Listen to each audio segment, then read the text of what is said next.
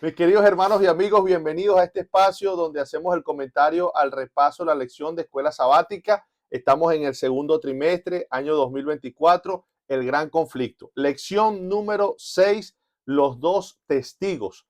Me acompaña el pastor Misael García, un amigo, un compañero de trabajo y me está apoyando ahora aquí en una campaña. Misael, hay mucha gente de seguro que te conoce, pero Lo puede más haber probable, otro, sí. sí. Hay otros que no. Por favor, preséntate y saluda a nuestros seguidores. Bueno, un saludo a todos los que miran este canal y disfrutan del repaso de la lección de escuela sabática. Pues como el pastor lo dijo ahí, Corro, somos amigos. Amén. El pastor Corro trabajamos en Venezuela juntos por un tiempo y pues nos ha permitido encontrarnos otra vez aquí en Estados Unidos. Ahora mismo estoy en Orlando y ahí estamos trabajando en una iglesia en Leesburg. Así que ahí estamos a la orden. Gloria a Dios. ¿Cómo te has sentido por aquí? Bueno, bien, aquí estamos, tú sabes, trabajando duro. Gloria a Dios. Muy buena campaña. Estamos teniendo muy buena campaña. Bueno, el título de la lección, los dos testigos. El texto clave se encuentra en Isaías 48. La hierba se seca, la flor se cae, pero la palabra de nuestro Dios permanece para siempre. Un texto poderoso. Maravilloso. Isaías 40 comienza una profecía hablando del regreso, del retorno, después de la gran diáspora o el juicio de Dios por la idolatría en Babilonia, regresan y entonces viene la profecía acerca de aquel mensajero que va a preparar en el desierto un camino para el Señor y que el mundo iba a ver la gloria de Dios, la iba a ver muy pronto. Y Amén. entonces en la profecía, el Dios le dice al profeta, proclama. Y él dice, pero ¿qué voy a proclamar? Y entonces dentro de esa proclamación, Dios le dice que todo ser humano es como la hierba. La gloria de todo hombre es como la flor, comparando lo finito que podemos ser nosotros los hombres. Pero la palabra de Dios es la única que permanece para siempre. Esa frase alude al poder de la palabra. Una palabra que trasciende el tiempo, una palabra que sana a los enfermos, una palabra por la cual fueron creados los cielos y la tierra. Sin duda alguna, la palabra de Dios es poderosa, pastor. No, y no solo eso, imagínate, yo cuando me pongo a reflexionar sobre ese tema, miro la historia y la trascendencia de la palabra. Y yo me pongo a comparar con los escritos antiguos, esos que desentierran los arqueólogos y encuentran y tratan de descifrarlo. Y lo miro a la luz de la palabra y digo, ¿cómo la Biblia ha trascendido durante más de 4000 años y todavía hasta el día de hoy la palabra sigue siendo la misma palabra? O sea, le da a uno esa evidencia de lo que dice el profeta. La palabra de Dios permanece para siempre. Han tratado de destruirla, de acabarla, de aniquilarla, pero ahí está, firme la palabra y todavía la tenemos a disposición. Gloria a Dios. Así que esta semana vamos a explorar, vamos a ratificar con el desarrollo histórico, porque así la profecía es el relato anticipado de lo que iba a suceder. Vamos a confirmar con la historia esa palabra poderosa. Así Como es. a pesar de aquel tiempo de oscuridad de la Edad Media, como en ese tiempo profético, la palabra de Dios permaneció, permanece y permanecerá para siempre. Amén, amén. Así que vamos a entrar entonces a identificar a dos personajes que son llamados los dos testigos. Es interesante. El libro Apocalipsis, el capítulo 11, en el cual se centra la lección de escuela sabática de esta semana, explora justamente ese tema. Y dice, y daré a mis dos testigos que profeticen por 1260 días vestidos de silicio. Estos testigos son los dos olivos y los dos candeleros que están de pie delante de Dios de la tierra. Si alguno quiere dañarlos, sale fuego de la boca de ellos y los devora y devora a sus enemigos. Y si alguno quiere hacerle daño, debe morir él de la misma manera. Estos tienen poder para cerrar el cielo a fin de que no llueva en los días de su profecía y tienen poder sobre las aguas para convertirlas en sangre y para herir a la tierra con plaga cuantas veces quieran. Es interesante porque estos dos testigos son presentados de diferentes maneras, ¿no? Y tienen la capacidad de actuar en diferentes situaciones. Vale la pena que analicemos quiénes son, porque a través de la historia se ha ido dando diferentes significados con respecto a quiénes son estos dos testigos. Pero vamos a estudiar la posición que nosotros tenemos como iglesia adventista, que al fin es la posición que nos atañe. Así que, ¿cuáles son las características que tienen estos dos testigos? Y fíjense que Apocalipsis comienza diciendo que estos dos testigos están representados también por dos ¿qué? Candeleros de oro. Así que automáticamente al nombrarse los dos candelabros, tenemos que referirnos a la profecía de Zacarías. Zacarías, en una visión, él vio dos candelabros, Dios le muestra en visión dos candelabros, y cuando él le pregunta, ¿quiénes son estos dos candelabros? El ángel le dijo, estos son los dos ungidos que están delante del Señor de toda la tierra. Y estos olivos, él vio que estos candelabros eran alimentados por dos olivos, ¿verdad? Que vertían su aceite. Y todos nosotros entendemos que el aceite representa la presencia del Espíritu de Dios. Así que en la visión de Zacarías, nosotros vemos el aceite alumbrando, el Espíritu de Dios llenando de aceite el candelabro para que pueda tener luz. Pero también el libro de Salmos nos dice que lámpara a mis pies tu palabra y lumbrera a mi camino. Entonces, al mirar esta perspectiva, nosotros encontramos que estos dos testigos nos está haciendo referencia a la palabra que nos lleva a entender que por el poder del Espíritu nosotros podemos actuar, el poder de la palabra de Dios que va movida por el Espíritu de Dios. Ahora, los dos testigos también tienen otras características interesantes y que nosotros pues vamos a ir identificando poco a poco. El siguiente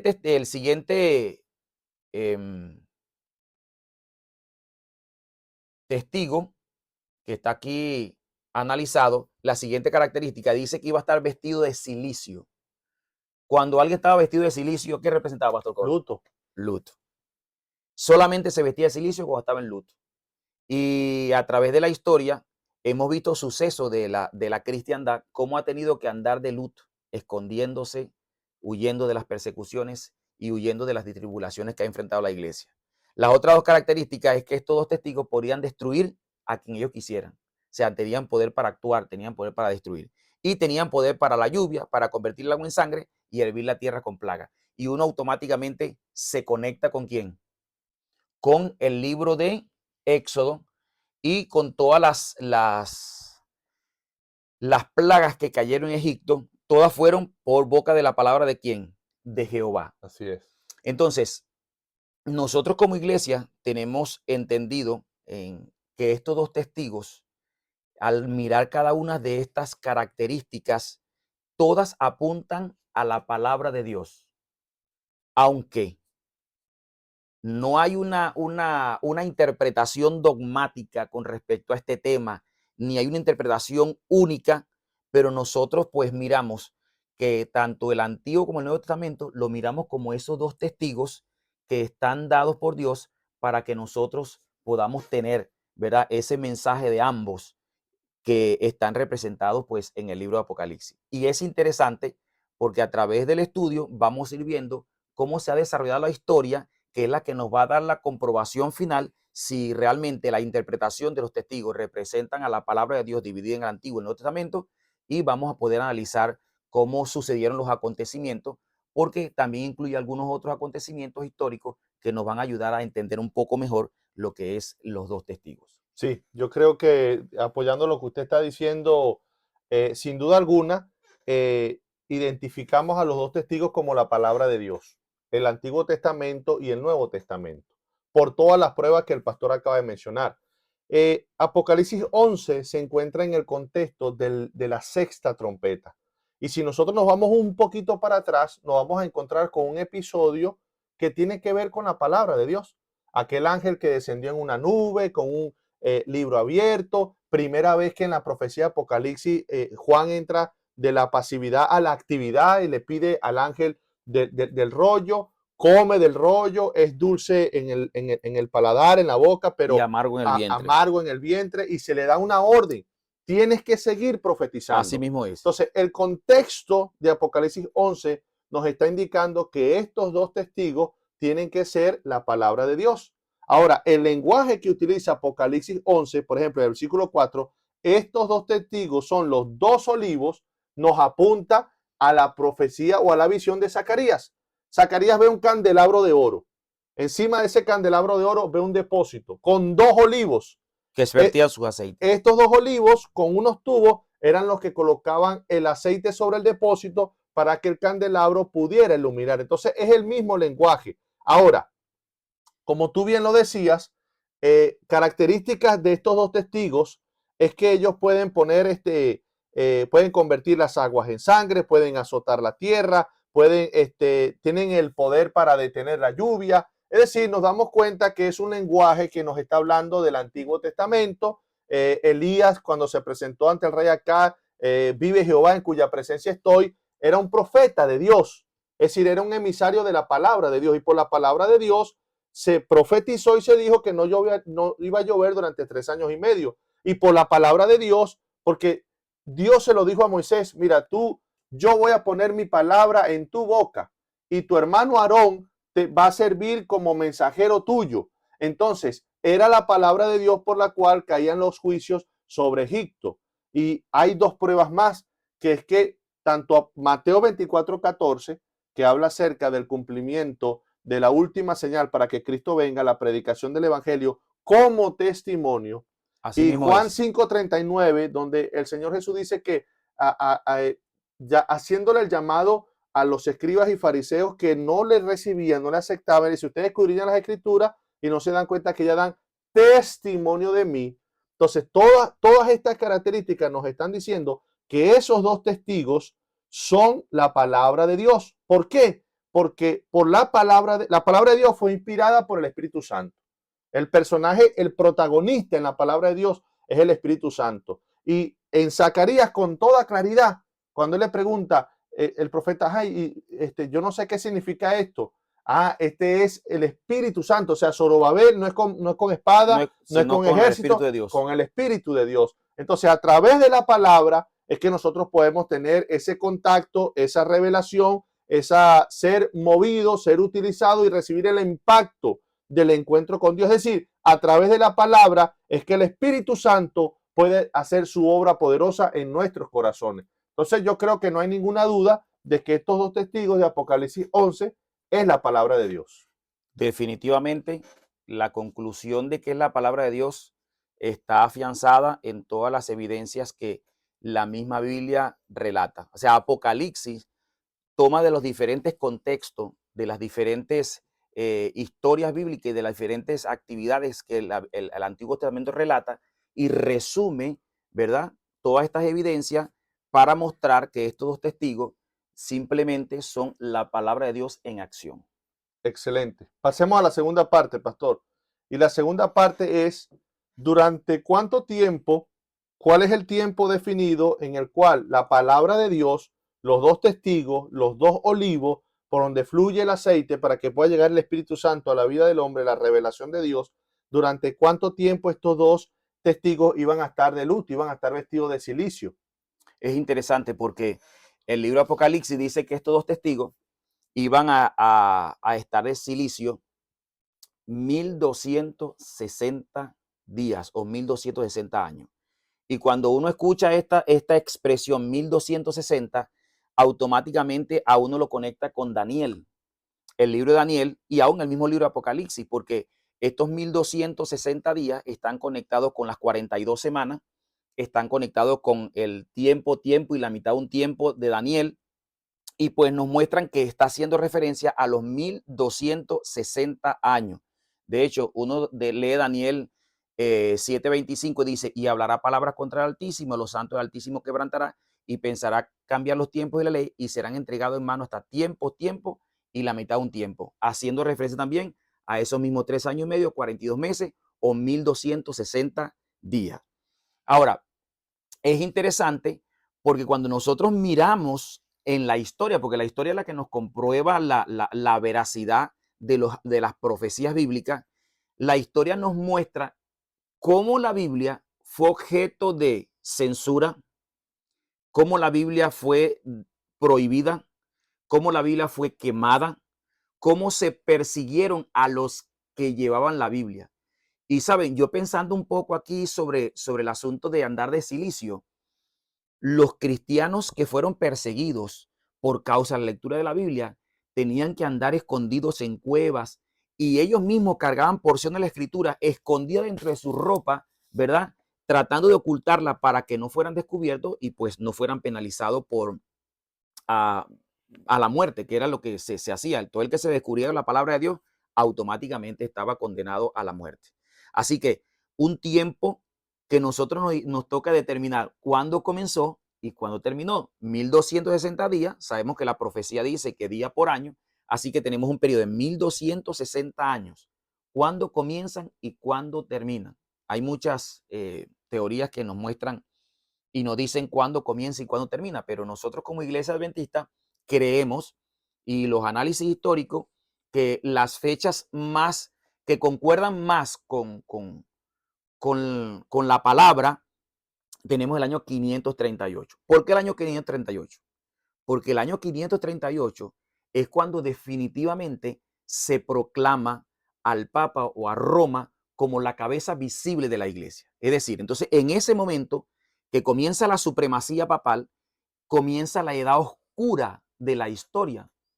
Fueron más de 1000 años que se conoce como el oscurantismo religioso. ¿Por qué? Porque se suprimió la verdad, se suprimió la Biblia, la Biblia fue literalmente encadenada. Se prohibió la Biblia traducirse a otros idiomas. Nadie podía leer la Biblia sino solo en el latín. Y cualquiera que osaba transcribirla o traducirla era objeto de persecución y de muerte. Así que la ascensión, ¿verdad? Del Roma, del Vaticano, como la cabeza visible de la iglesia que se dio en el año 538, pues nos da un punto de partida para nosotros identificar ese momento de oscurantismo donde la Biblia sufrió las más acérrimas persecuciones. Es impresionante, impresionante, porque 2300 años atrás, Dios le revela a Daniel el desarrollo de la historia del mundo. Así es. Nosotros nos damos cuenta en Daniel capítulo 7 que la cuarta bestia, ya usted sabe que en las profecías una bestia representa un reino. La cuarta bestia o el cuarto reino que representa a Roma, Roma permanece hasta el final. Así es. Roma tiene varias mutaciones o varias etapas. Roma, el imperio romano es debilitado o dividido por las 10 tribus bárbaras. Y 3 de estas tribus bárbaras tenían un concepto teológico diferente a la mayoría, que era el arrianismo y la negación de la Trinidad y todas estas creencias.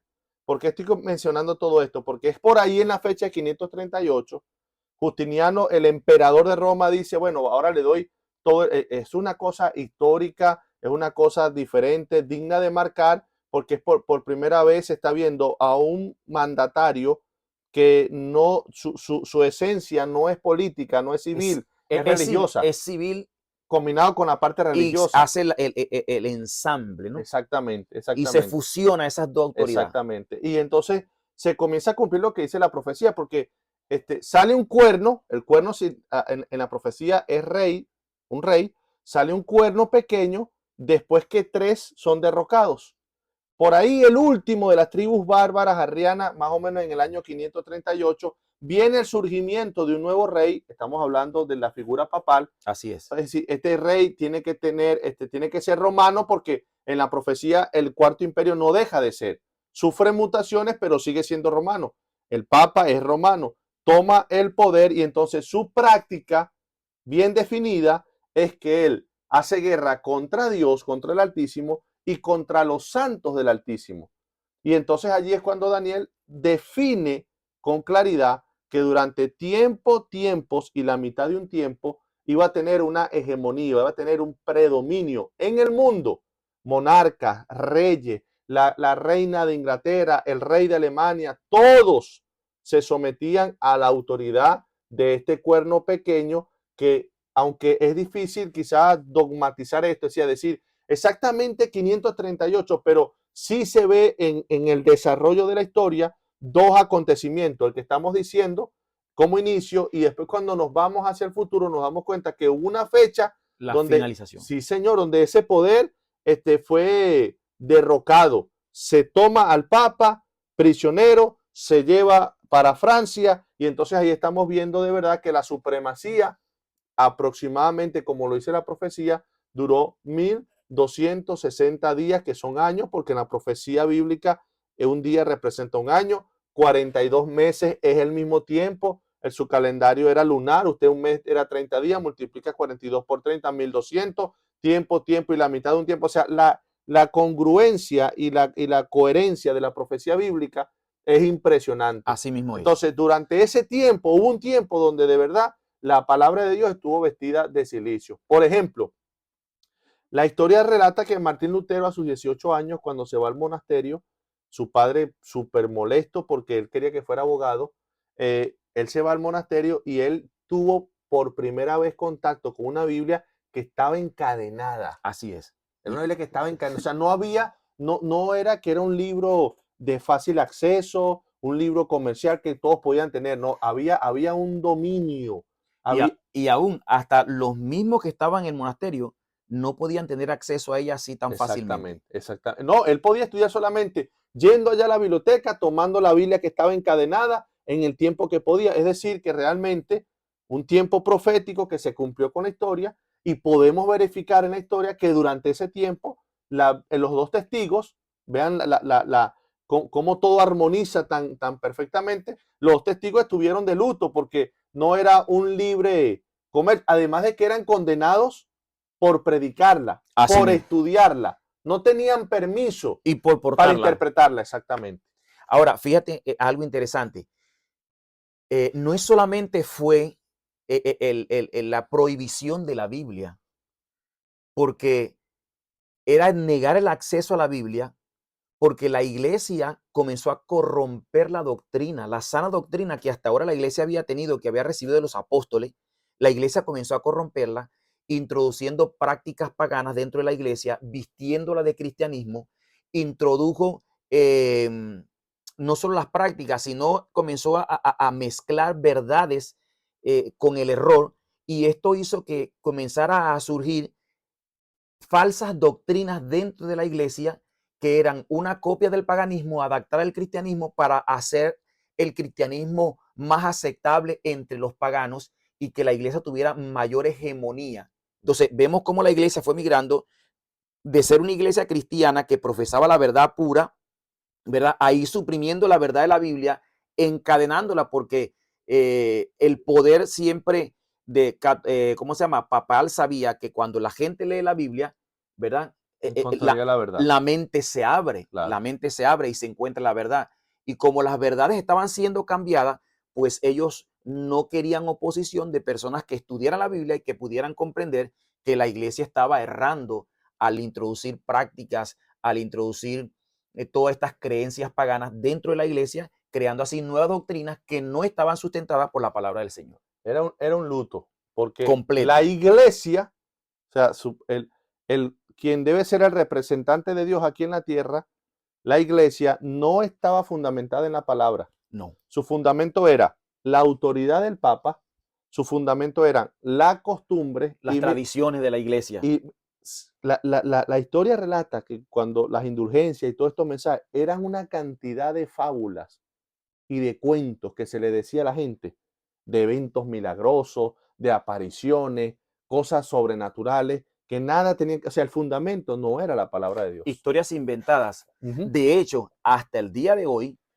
cuando nosotros revisamos, por ejemplo, el catecismo, nosotros revisamos y dice que la primera autoridad reposa sobre la palabra del Papa. La segunda autoridad está sobre la tradición de la iglesia. Y en tercer lugar está la Biblia. O sea que hasta el día de hoy, la Biblia sigue siendo suplantada por tradiciones de hombres. Impresionante, impresionante. Ahora, ¿qué más decía la profecía de Apocalipsis 11 con respecto a los dos testigos? Apocalipsis 11, 7 y 9 dice, cuando hayan acabado su testimonio, la bestia que sube del abismo hará guerra contra ellos, y los vencerá y los matará, y sus cadáveres estarán en la plaza de la grande ciudad que en sentido espiritual se llama Sodoma y Egipto, donde también nuestro Señor fue crucificado. Y los de los pueblos, tribus, lenguas y naciones verán sus cadáveres por 3 días y medio y no permitirán que sean sepultado. Pastor Misael, ¿de qué está hablando aquí? ¿Cómo se cumplió esto? Wow, imagínate, así como la iglesia anduvo de luto durante 1260 años, vimos el surgimiento del poder papal 538, aunque ya la iglesia había venido agarrando la autoridad a esa fecha, pues como dijimos ya, es porque ahí se da la declaración pública que ya es la cabeza visible de la iglesia y a partir de ahí comienza pues a contar la fecha, nos lleva directamente hasta el año 1798. Y el 1798 es un punto que marca o hace un quiebre en la historia. Uno, porque da fin al, al cumplimiento de la profecía de 1260 años, finaliza la profecía, pero en medio de, esos acontecimientos, dice el libro Apocalipsis que vendría otro acontecimiento aún más tremendo, porque dice que ya no solamente andaría vestido de silicio, sino que iba a ser ¿qué? Iban a morir. Es decir, los dos testigos serían muertos. Sus cuerpos serían arrojados en la Y plaza. serían arrojados en las plazas. Ahora, ¿qué pasó en 1978? 1798, perdón. En 1798 comienza la Revolución Francesa. La Revolución Francesa, pues, comienza a surgir en Francia debido a los malestares de la sociedad, debido a los malestares de la gente, en contra de todas estas prácticas que tenían que ver también con la iglesia, el clero y todas esas prácticas dañinas y todo ese mercantilismo de la fe que imponía a la gente a hacer toda una serie de requisitos innecesarios, y también la pobreza y todos estos factores dieron movimiento a lo que se conoció como la Revolución Francesa. Pero esta Revolución Francesa fue un poco más allá. No solamente fue un ataque contra la iglesia, porque recordemos que cuando el general Berthier, ¿verdad? El Napoleón Bonaparte lo envía a Roma, él toma preso al Pío Papa VI. Pío VI, lo lleva a Francia y ahí muere. Ahí en ese tiempo se rompe todos esos 1200 años de hegemonía papal y comienza, por así decirlo, el declive. Pero junto con eso, comienza no solo una de las persecuciones más sangrientas en la historia de Francia en contra de todo el que era contrario a las nuevas ideas de lo que llamaron ellos la Revolución Francesa, todo el que estaba en contra de la Revolución Francesa, sino que fueron más osados y quisieron erradicar completamente todo lo que era el conocimiento de Dios. Así que una de las cosas que hizo la Revolución Francesa fue querer eliminar la religión, eliminar la Biblia. Dice que la Biblia fue quemada en las plazas públicas, las personas fueron quemadas también, llevadas a la hoguera, llevadas a la guillotina, miles de personas murieron y como parte para completar la fiesta que tenía el surgimiento de ese paganismo, comienza a presentarse un elemento bien interesante, y es que se erige a una mujer como la diosa de la razón. O sea, se declara un movimiento ateísta que quiere eliminar a Dios y se erige a la diosa de la razón. Es interesante porque Apocalipsis dice que está representado por Egipto y por Sodoma. Sodoma. ¿Qué era Egipto? Bueno, en la Biblia, claro, porque ya obviamente estamos hablando de finales del siglo XVIII, ya la Así nación mismo es. egipcia como protagonista de la historia y alusión bíblica no funciona, pero en la Biblia la nación egipcia es una figura del ateísmo, Así mismo es. porque el mensaje del faraón siempre fue, ¿quién es Dios Así es. para que yo le conozca? ¿Quién es Dios para que yo le obedezca? Y Francia fue la primer nación del mundo que se decretó atea. Atea, así mismo es. Atea. En 1789 empieza la Revolución Francesa. En 1798, como lo dijo el pastor, uno de sus actos más apoteósicos, pudiéramos decir, como darle esa herida de muerte al papado. Dice aquí la lección que el 10 de noviembre de 1793 se celebró en todo el país el Festival de la Razón. Las iglesias de toda Francia se convirtieron en templos de la razón y una mujer fue entronizada como diosa de la razón. Ahí es cuando vemos a hombres como Voltaire, Ajá. en la época del Iluminismo. iluminismo, perdón. Entonces, y que Berthier decía con esa arrogancia que supuestamente la iglesia fue fundada sobre 12 apóstoles, 12 hombres, pero con uno solo yo la puedo, La podía eliminar. yo la puedo destrozar.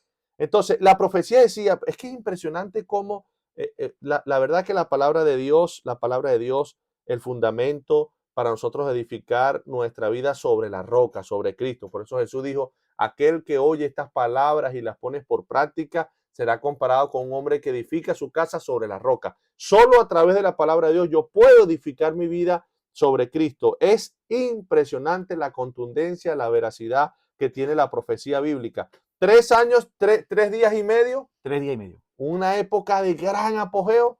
Se eliminan todas las leyes religiosas, se le da abolición a todas las leyes religiosas. Dice aquí, representan 3 años y medio literales. El ateísmo de la Revolución Francesa tuvo su apogeo durante 3 años y medio.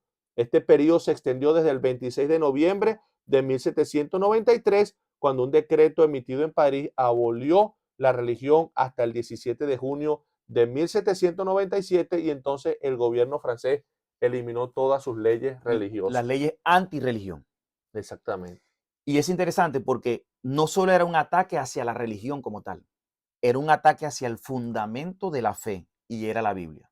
Y por eso es que cuando la Revolución Francesa se declara atea, lo que estaba es simplemente era anulando cualquier conocimiento de Dios. Y la Biblia es la palabra de Dios. Así que atacar la Biblia era un ataque frontal ¿hacia quién? Hacia Dios. De hecho, cuando una persona rechaza la Biblia, literalmente está tomando una actitud en contra de la autoridad de Dios, que fue lo que hizo el faraón en Egipto.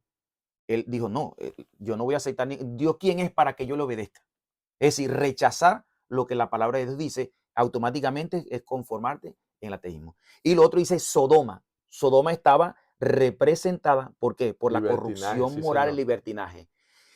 Cuando los cultos a la razón se establecieron y se establece una mujer como parte como el Dios de la razón, dice que Francia se convirtió en un país durante esos 3 años y medio, fue un país de barbarie, de libertinaje y de perversión sexual. Fue una de las etapas más oscuras de la historia de Francia. Bueno, yo creo que mal no recuerdo, que creo que es el conflicto de los siglos que habla, ellos metieron a una mujer desnuda a una iglesia, ¿no? Claro, Y claro. dijeron, este es nuestro Dios, esta es Así nuestra es. diosa. La Mira, diosa es la razón. impresionante.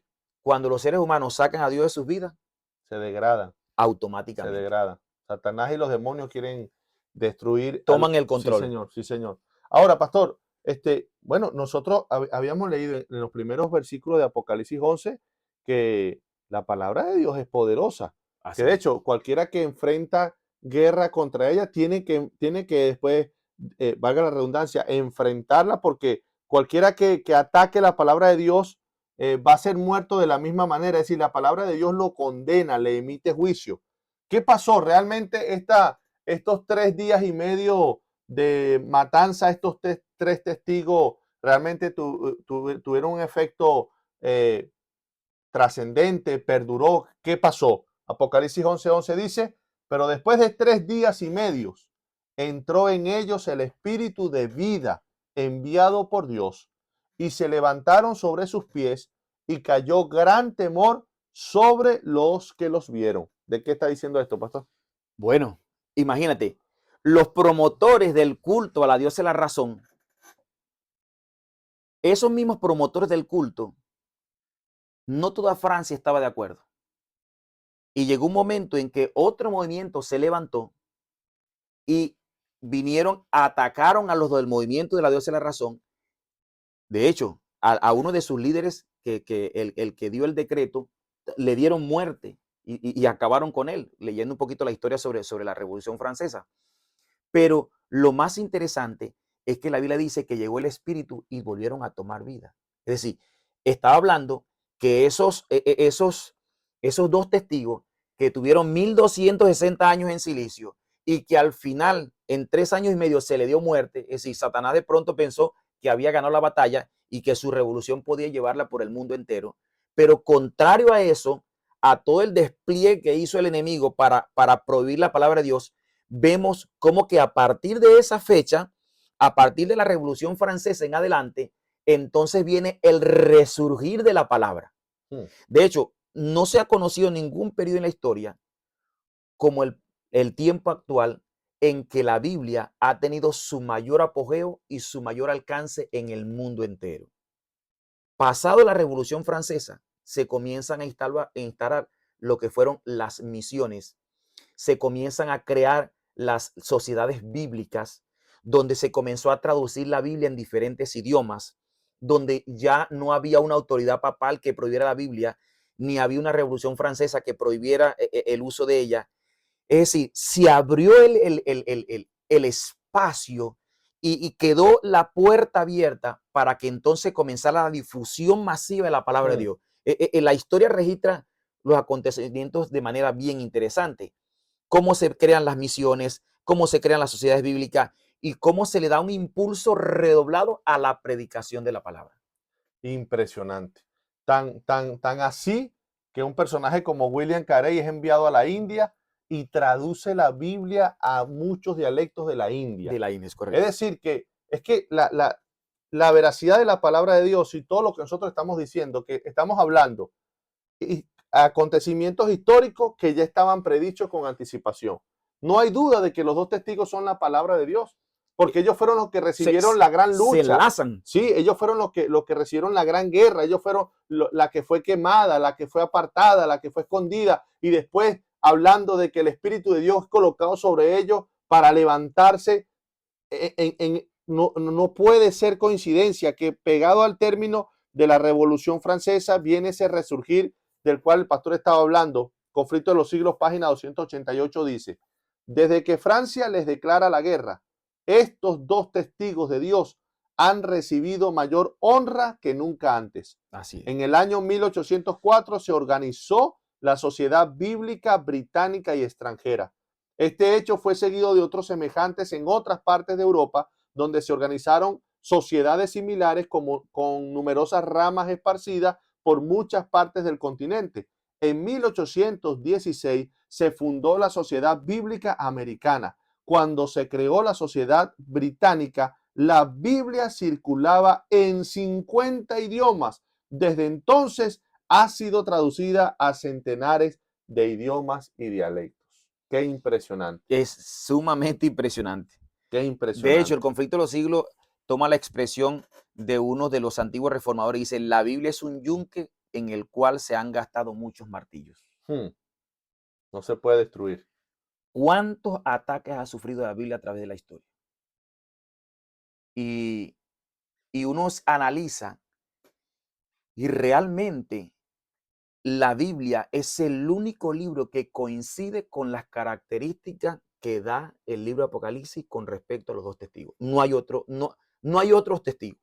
No hay otro. Algunos decían que era Elías, que era Enoc, pero cuando uno mira la evidencia histórica y la evidencia bíblica, tú no encuentras a nadie Es que ni que siquiera puede ser encaje. Ni siquiera puede ser una no persona. puede ser una persona. ¿Cómo una persona sobrevive en un periodo de 1260 años? Exacto. Y sí, que encaje con no hay. No hay. Solamente la palabra es la única que encaja en las descripciones proféticas y en el desarrollo de la historia. Sí, entra en perfección. Todos los tiempos proféticos entran en un marco que no tiene ningún tipo de equivocación para decir que los dos testigos son la palabra del Señor. Y eso debería despertar nuestra conciencia a entender de una vez por todas dónde está el gran esfuerzo de Satanás. Él sabe el poder que tiene la palabra. Él tiembla ante la palabra de Dios. Esta historia, esta guerra de Satanás en contra de la palabra de Dios que ha sido profetizada, debe alertarnos a nosotros. Mira, esta mañana estaba leyendo un poquito sobre una matutina y mencionó una cita del libro La Educación y decía que queda muy poco tiempo, o sea, como que ya no nos queda tiempo suficiente para la cantidad de cosas que necesitamos aprender. Es decir, no podemos perder más tiempo. Necesitamos entender, hermanos, que ahí está la gran batalla diaria porque en la palabra de Dios está Jesucristo revelado, está el Espíritu Santo. Jesucristo y el Espíritu Santo son uno, así como el Padre y Jesús son uno, ellos tres son uno. Ahí donde está la vida. Ahí donde está el encuentro poderoso con Dios. Ahora, pastor, vamos a ir cerrando y vamos a leer la última parte de Apocalipsis 11 para ver de qué nos habla. Wow. El séptimo ángel tocó la trompeta. Hubo grandes voces en el cielo que decían: los reinos del mundo han venido a ser de nuestro Señor y de su Cristo, y Gloria a Él Dios. reinará por los siglos de los siglos. Y los 24 ancianos, los representantes del universo que estaban sentados delante de Dios en sus tronos, se postraron sobre sus rostros y adoraron a Dios, diciendo: te damos gracias, Señor Dios Todopoderoso, el que eres y que eras y que has de venir, porque has tomado tu gran poder y has reinado, y se airaron las naciones, y tu ira ha venido, y el tiempo de juzgar a los muertos y de dar el galardón a los siervos, los profetas, a los santos, a los que temen tu nombre, a los pequeños y a los grandes, y de destruir a los que destruyen la tierra. Y yo concluiría con el versículo 19, que dice: y el templo de Dios fue abierto en el cielo, y el arca de su pacto se veía en el templo, y hubo relámpago, voces, trueno, un terremoto y gran granizo. Gloria a Dios. Estamos llegando ya al pináculo de la historia. Por eso es que la palabra de Dios tiene que ser los dos testigos. Porque fíjate cómo el capítulo 11 de Apocalipsis va relatando los acontecimientos de una manera interesante. Y luego de la difusión masiva de la palabra del Señor, luego que los testigos cobran vida, entonces el libro de Apocalipsis nos muestra el triunfo del reino de Cristo. Así es. O sea, la victoria final donde el reino pasa a ser entregado a Cristo Jesús. Y esto es glorioso y esto es maravilloso, porque es decir, no solamente nos muestra que resurge la palabra de Dios, sino que alimenta la esperanza que este mundo tendrá un momento de juicio donde Cristo vendrá para retomar el reino y para implantar el reino de la justicia y de la paz para siempre. Y creo que ese es el mejor cierre que encontramos acá en la lección. Pero continuo está el versículo 19 y dice: y el templo de Dios se abrió. ¿Y qué se veía? El arca del pacto. Es interesante, el arca del pacto. ¿Qué es el arca del pacto? El arca del pacto era un mueble que estaba en el lugar santísimo. Este mueble no tenía acceso nadie, sino solamente el sumo sacerdote, y podía entrar una vez al año. Además de eso, en el arca del pacto habían unos elementos que lo contenían. Eran las tablas de piedra de la ley de Dios. Estaba la vara de Aarón que floreció, y estaba una porción del maná. El hecho de que se abra el velo del templo está diciendo que hay un tiempo de juicio que había de llegar, y que el Señor, cuando se rasgó el velo del templo se abrió, era porque ese día que cesaron los sacrificios en el antiguo templo de Israel. Ahora, en el cielo, cuando el templo se abra y se exponga el arca del pacto, no solamente está diciendo que va a terminar el tiempo de intercesión, sino que está diciendo que ahí están contenida la ley de Dios. Para comenzar el juicio. Para comenzar el juicio, en el cual todos nosotros, Cristo vendrá para recompensar a cada uno según haya hecho su obra. O sea que la obediencia a Cristo y a su palabra son fundamentales para que nosotros lleguemos al tiempo del fin, y cuando Cristo se manifieste y su reino sea instalado para siempre, nosotros podamos estar de primero ahí. Gloria a Dios. No, termina maravilloso, porque recordemos, mis queridos hermanos, que cada visión del Apocalipsis está precedida por una escena del santuario. Antes de darle la primera visión, que es la de las 7 iglesias, Juan ve a Jesús en el lugar santo moviéndose en medio de los 7 candelabros de oro. Así mismo es. Pero ahora, en la última visión, Apocalipsis 12, se ve la última parte, la parte más íntima, el lugar santísimo abierto. Es decir, hemos llegado al final de la historia. Y lo interesante es que este lenguaje tan hermoso, los 24 ancianos sentados sobre los tronos, adorando a Dios, la victoria ha llegado, Dios va a dar su recompensa a los santos, a los pequeños, a los profetas, a los siervos. Es decir, hay una gran victoria en Cristo por medio de la palabra. Así es. Dicho de otra manera, mis queridos hermanos, nosotros no podemos seguir malgastando nuestro tiempo aquí en la tierra. No podemos vivir una vida normal, cotidiana. Nosotros necesitamos estar en ese momento glorioso, cuando el centro del universo, adorando a Cristo por la gran salvación, y cuando todos los siervos de Dios reciban la gran recompensa, que es la corona de vida eterna. La palabra de Dios no pudo ser destruida. La palabra de Dios no pudo ser acabada por Satanás. no pudo ser acabada por Francia, no pudo ser acabada por la supremacía papal. La palabra de Dios es vida. La palabra de Dios es la revelación de la persona de Jesucristo, comparado con las hojas del árbol de la vida. Familia, hermano, amigo, necesitamos aferrarnos, conocer, anclarnos, fundamentar nuestra vida sobre Cristo. No hay otro camino, es la palabra de Dios. Así es, Pastor Corro. Y realmente creo que estamos en un tiempo donde la palabra de Dios se hace más relevante. A medida que nosotros abrimos la Biblia y la estudiamos, encontramos cada detalle que el Señor dejó para nosotros y sobre todo para nosotros la generación del tiempo del fin. Cómo se ha cumplido a través de la historia los eventos proféticos y que nos apuntan y nos dice, mira, algo pronto está por suceder. Así que más que nunca nosotros tenemos que afianzar nuestra fe en la palabra, profundizar el estudio de la palabra. Ella es la que nos da el conocimiento de Jesús. El mismo Jesús dijo, se llevan testimonio de mí. A medida que me relaciono con la palabra, a medida que mi fe se cimenta en la palabra, Cristo va a ir haciendo o ampliando el conocimiento. Su espíritu me va a ir llenando de inteligencia, de conocimiento, de poder para vencer el mal. Es decir, es la palabra el fundamento de nuestra fe y Amén. es la que nos va a ayudar a transitar por el tiempo de angustia amargo y por el tiempo de dificultades que enfrentará el pueblo de Dios. Solamente los que estén cimentados en la palabra son los que van a poder alcanzar el tiempo del fin. Amén. Así que es sumamente importante que como iglesia entendamos esto. Afiancemos nuestra fe en Jesús. Amén. Y busquemos en la palabra, porque la flor se seca, la hoja se cae, pero la palabra de Dios permanece nunca dejará de ser. Y Amén. tengamos eso cierto en nuestros Amén. corazones. Pastor, diríjanos en oración para finalizar. Vamos a orar. Dios eterno, gracias por tu palabra que es cierta y verdadera. Gloria a Dios. Gracias, Señor, porque a pesar de que el enemigo de Dios ha querido destruirla, a pesar de que a través de la historia han habido enemigos acérrimos de la verdad, tu palabra sigue brillando como una luz. Amén. Sigue guiando el sendero de miles que quieren seguir a Jesús. Sigue mostrando al Cristo en la cruz del Calvario. Nos sigue mostrando la ruta de la salvación. Y hoy queremos reafirmar una vez más nuestra fe y nuestra confianza en tu palabra. Amén. Que has dado para que nosotros podamos tener la guía segura y presta para que en el tiempo en que nos encontremos podamos estar claros y ciertos de cuál es el camino que debemos seguir. Amén. Guía a tu pueblo en esta hora, Señor, y permite que tu palabra sea nuestra guía, nuestra luz, y que nos conduzca hasta el momento glorioso cuando Cristo se manifieste y cuando el reino sea entregado al príncipe de la vida, Cristo Jesús. Gloria a Dios. Guárdanos, Señor. En tu nombre lo pedimos. Amén. Amén. Dios te bendiga, mi hermano. Bendiciones.